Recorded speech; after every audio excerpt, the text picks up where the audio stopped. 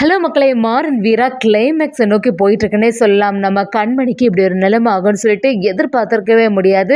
விஜயும் கண்மணிக்கு ஒரு ஆபத்து வர மாதிரி ஒரு செயலை செய்துடுறாங்க. மாறன் என்னதான் முயற்சி செய்தாலும் கண்மணியும் என்னோட குழந்தையும் தங்கச்சியும் நீ தான் பொறுப்பாக பார்த்துக்கணும்னு சொல்லிட்டு ஒரு சத்தியம் வாங்கிட்டாங்க. அதே சமயத்தில் இந்த நிலைமைக்கு காரணமான விஜயை சரியாக பழி வாங்கிறதுக்கு நம்ம மாறன் களத்தில் இறங்குறாங்கன்னே சொல்லலாம். வீடியோக்குள்ளே போகிற முன்னாடி நம்ம சேனலுக்கு சப்ஸ்கிரைப் பண்ணிடுங்க. அப்படியே பக்கத்தில் இருக்க பெல் ஐக்கனையும் கிளிக் பண்ணிடுங்க. அப்போ தான் நான் போடுற வீடியோ உங்களுக்கு நோட்டிபிகேஷனா வரும். மாறனும் விஜய் தேடி வந்து அந்த இடத்துக்கே வரும்போது அங்கே நம்ம கண்மணியை சுடுறதுக்காண்டி தயாராக்குறாங்க விஜய்.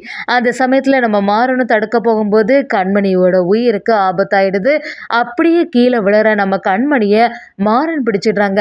அப்படியே அவங்கள்ட்ட வந்து அண்ணி உங்களுக்கு எந்த பிரச்சனையும் ஆகாது, சீக்கிரமாக ஹாஸ்பிட்டல் போகலாம் வாங்க அப்படின்னு சொல்லிட்டு கதறி அழும்போது நம்ம கண்மணியும் இல்லை மாறா, என்னால் இனிமே உயிர் பிழைக்க முடியும் அப்படிங்கிற ஒரு நம்பிக்கை சுத்தமாக எனக்கு இல்லை, கண்டிப்பாக என்னால் பிழைக்கவே முடியாது, அதுக்காக முயற்சி பண்ணாத அப்படின்னு சொல்லும்போது நம்ம மாறணும் இல்லைன்னு நீங்கள் இந்த மாதிரி பேசாதுங்க, எங்கள் வீட்டோட வாரிசு கொடுத்த நீங்கள் இந்த மாதிரிலாம் செய்யக்கூடாது, உங்களுக்கு எந்த ஆபத்தும் வரக்கூடாது, இப்படி பேசாதுங்கன்னு சொன்னாலும் நம்ம கண்மணிக்கு புரிய ஆரம்பிக்குது.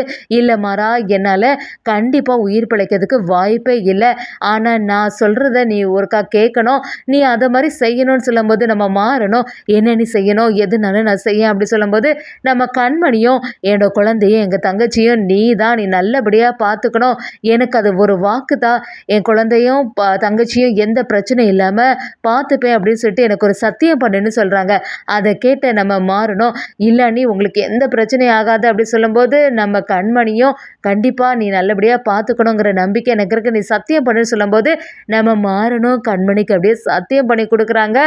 அந்த இடத்துலையே கண்மணி அப்படியே கண்ணை மூடிட்டாங்கன்னே சொல்லலாம். அதை பார்த்த நம்ம மாறன் கதறி அழ ஆரம்பிக்கிறாங்க. இந்த விஷயத்தை எப்படி நான் வீட்டில் சொல்வேன், பாவம் அண்ணி அன்னைக்கு இப்படி ஒரு நிலைமை ஆயிட்டேன்னு சொல்லிட்டு கதறி அழ ஆரம்பிக்கிறாங்க. இப்படி ஒரு முடிவை யாரும் எதிர்பார்த்துருக்க முடியாதுன்னே சொல்லலாம். அதே சமயத்தில் நம்ம வீராவும் சரி கண்மணி அக்கா வர இப்படி ஹாஸ்பிட்டல்லேருந்து போயிட்டா எந்த பிரச்சனையும் இருக்கக்கூடாது அப்படின்னு சொல்லிட்டு நம்ம விஜய் இருந்தக்கூடிய இடத்துல வந்துட்டாங்க. அங்கே பார்த்தீங்கன்னா நம்ம கண்மணிக்கு இப்படி ஒரு ஆபத்து வந்துட்டு அப்படிங்கிறத தெரிஞ்ச நம்ம வீராவும் வந்து என்ன ஆச்சுக்கா, என்ன கண்மணி அப்படின்னு சொல்லிட்டு எழுப்பதுக்கு ட்ரை பண்ணுறாங்க. ஆனால் கண்மணி எழுப்புன மாதிரி இல்லை. நம்ம மாறன் கிட்ட வந்து என்னாச்சு மாறா, அக்கா ஏன் இப்படி இருக்கா, என்னாச்சுன்னு சொன்னாலும் நம்ம மாறனால பேச முடியல, அப்படியே ஆள ஆரம்பிக்கிறாங்க. சரி வா ஹாஸ்பிட்டலுக்கு கூட்டிகிட்டு போகலான்னு சொல்லிட்டு நம்ம வீராவும் கதறி அழும்போது நம்ம மாறனும் இல்லை வீரா, இதுக்கு மேலே ஹாஸ்பிட்டல் கூட்டிகிட்டு போனாலும் எந்த பிரயோஜனமும் இல்லை அப்படிங்கிற மாதிரி சொல்ல ஆரம்பிக்கிறாங்க. இதை கொஞ்சம் கூட நம்ம வீரா மாறன் எதிர்பார்த்துருக்க மாட்டாங்க. இது எல்லாத்துக்கும் காரணமான அந்த விஜயை சும்மா விடக்கூடாதுன்னு சொல்லிட்டு நம்ம மாறன் மனசில் அந்த விஜயை பழி வாங்கியே தீரணும் அப்படிங்கிற ஒரு எண்ணம் வந்துடுது. அதே சமயத்தில் சரி இதை எப்படி ராகவன் கிட்ட சொல்ல முடியும் தான் எனக்கு தெரிய மாட்டேங்குது. ராகவன் வந்து ஏற்கனவே அன்னைக்கு மேலே பயங்கரமாக அன்பாக இருந்தான், இந்த விஷயத்த ராகவன் எப்படி தாங்கிப்பான் அப்படின்னு சொல்லிட்டு நம்ம மாறனும் வீராவும் பயங்கரமாக டென்ஷன் ஆகிட்டே இருக்காங்க. இன்னொரு சைடு பார்த்தீங்கன்னா நம்ம ராமச்சந்திரனும் வள்ளியம்மை எல்லாரும் பார்க்கும்போது ஹாஸ்பிட்டலில் என்ன கண்மணி யாரையுமே காணலை, என்னாச்சு அப்படின்னு சொல்லிட்டு பதட்டமாக ஆகும்போது நம்ம வள்ளியம்மையும் கண்மணி எங்கே போயிருப்பா அப்படின்னு சொல்லிட்டு வள்ளியம்மை பதட்டம் ஆகிட்டு இருக்கும்போது ஒரு கட்டத்தில் ராமச்சந்திரனும் ஆமாம் எங்கன்னு தெரியலையே, இங்கே தானே இருந்துட்டு இருந்தா எங்கே போயிருப்பா அப்படின்னு சொல்லிட்டு அங்கே ஹாஸ்பிட்டலில் ஒரு டென்ஷன் ஆகிட்டு இருக்காங்க.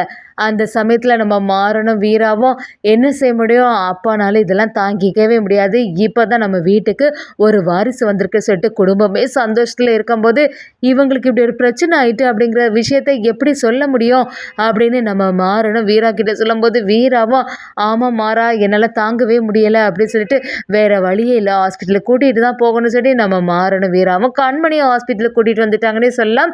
அதே சமயத்தில் ராகவனும் அப்படி பார்த்துட்டு கண்மணிக்கு என்னாச்சு, ஏன் கண்மணி இப்படி இருக்கா அப்படின்னு சொல்லிட்டு பதட்டாகும்போது மாறனும் அப்படியே கதறி அழ ஆரம்பிக்கிறாங்க. அதை பார்த்த ராகவனும் ஒழுங்கு மரியாதையாக சொல்லுங்கடா கண்மணிக்கு என்ன ஆச்சு அப்படி சொல்லும்போது நம்ம வீராவும் மாறனும் சேர்ந்து அக்கா நம்மளை விட்டு போயிட்டா அப்படின்னு சொன்ன உடனே நம்ம ராகவனால தாங்க முடியல. இப்படி குடும்பத்தில் உள்ளவங்க எல்லாருமே ஒரே அதிர்ச்சியில் ஆயிட்டாங்கன்னே சொல்லலாம். அதை பார்த்து நம்ம ராமச்சந்திரனும் என்னாச்சு மாறா, எதுக்காக ஹாஸ்பிட்டலில் இருந்த கண்மணி இதுக்கு வெளியில் போனா அப்படி கேட்கும்போது எல்லாத்துக்குமே காரணம் அந்த விஜய் தான்.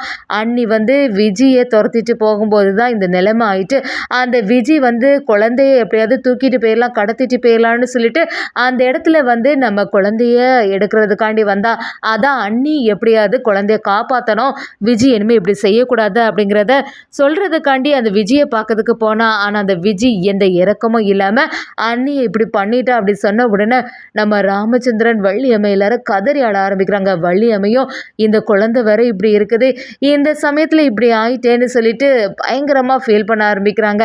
ஆனால் நம்ம மாறன் மனசுக்குள்ளே மட்டும் அவங்க அண்ணி சொன்னது எல்லாமே ஞாபகத்து வருது. இனிமேல் இந்த குழந்தையும் நம்ம அவங்க தங்கச்சி எல்லாமே நம்ம தான் பொறுப்பாக பார்த்துக்க வேண்டிய நிலைமை வரும். என்ன செய்கிறது, பாவம் அண்ணி இந்த மாதிரி ஆகும்னு நம்ம எதிர்பார்க்கவே இல்லைன்னு சொல்லி நம்ம மாறணும் அந்த இடத்துல கதறி அழ ஆரம்பிக்கிறாங்க. என்ன இருந்தாலும் இனி அந்த விஜயை விட்டு வைக்கவே கூடாது. இது வரைக்கும் விஜி வந்து நம்ம குடும்பத்துக்கு பெரிய ஆபத்து செய்துட்டு தான் இருந்தா. இனியும் இந்த விஜய் உயிரோட விட்டா கண்டிப்பா பல பிரச்சனைகள் உண்டு பண்ணிட்டே தான் இருப்பா. அவளை சும்மாவே விடக்கூடாது அப்படின்னு சொல்லிட்டு நம்ம மாறணும் விஜய பழி வாங்குறதுக்காண்டி ஒரு செயல் செய்ய போறாங்கன்னே சொல்லலாம். அதே சமயத்துல இந்த விஷயம் எல்லாமே விஜய் தெரிஞ்சுக்கிட்டு நம்ம இத்தனை நாளா எதிர்பார்த்துட்டு இருந்தது இன்னைக்கு தான் நடந்திருக்கு. எவ்வளோ தைரியம் தான் அந்த ராமச்சந்திரன் குடும்பத்தில் உள்ளவங்க எல்லாம் என்னோட அப்பாவை இப்படி ஒரு நிலைமைக்கு ஆக்கியிருப்பாங்க. அதே சமயத்தில் என்னைக்கு இந்த மாதிரி செய்திருப்பாங்க. அன்னைக்கு நான் வந்து கோர்ட்லேருந்து எஸ்கேப் ஆன சமயத்தில் என்னை வந்து கெட்டி போட்டு என்னெல்லாம் ஒரு டயலாக் போட்டு அந்த கண்மணி அவளுக்கு இது தேவை தான், இப்போ தான் எனக்கு மன நிம்மதியாச்சு அப்படி சொல்லும்போது நம்ம விஜயும் சரி இந்த விஷயம் எப்படி இருந்தாலுமே ஆஃபீஸர்கிட்ட இன்ஃபர்மேஷன் கொடுத்துருப்பாங்க, நம்மளை தேடி யாராவது வரக்கூடாது, நம்ம யார் கண்ணிலையுமே படக்கூடாது, இன்னும் அந்த குடும்பத்தில் நிறைய பேர் இருக்காங்க, அவங்கள எல்லாருமே பழி வாங்க வரைக்கும் நம்ம ஓயக்கூடாது அப்படிங்கிற மாதிரி விஜய் ஒரு எண்ணத்தில் இருக்காங்க. அதே சமயத்தில் இந்த விஷயம் எல்லாமே நம்ம சூர்யாவுக்கு தெரிய வருது. சூர்யாவும் நம்ம ஒன்று பிளான் பண்ண இந்த விஜய் அதுக்கு மேலே பிளான் பண்ணி இந்த கண்மணி எப்படி போட்டு தள்ளிட்டாலே அப்படிங்கிற மாதிரி யோசிக்கிறாங்க.